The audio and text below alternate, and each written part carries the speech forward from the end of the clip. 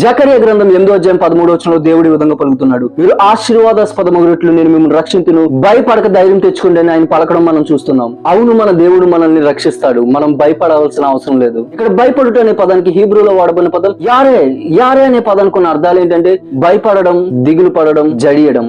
మనం భయపడాల్సిన అవసరం లేదు, మనం దిగులు పడవలసిన అవసరం లేదు, మనం దేన్ని బట్టి జడియవలసిన అవసరం లేదు. ఎందుకంటే మన దేవుడు మనల్ని రక్షించి మనం ఆశీర్వాదంగా ఉండడానికి ఆయన కృప అనుగ్రహిస్తాడు. ఇక్కడ ఇజ్రాయేలీని దేవుడు ఏ విధంగా పునరుద్ధరిస్తాడో తెలియజేస్తూ ఆయన మాటలు పలుకుతున్నాడు.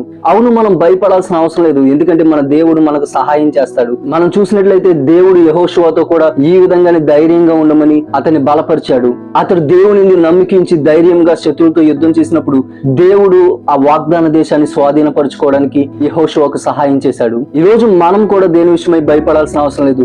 దేవుని వాగ్దానాల యందు విశ్వాసం ఉంచి మనం ముందుకు వెళ్ళినప్పుడు దేవుడు మనకు ఖచ్చితంగా విజయాన్ని ఇస్తాడు.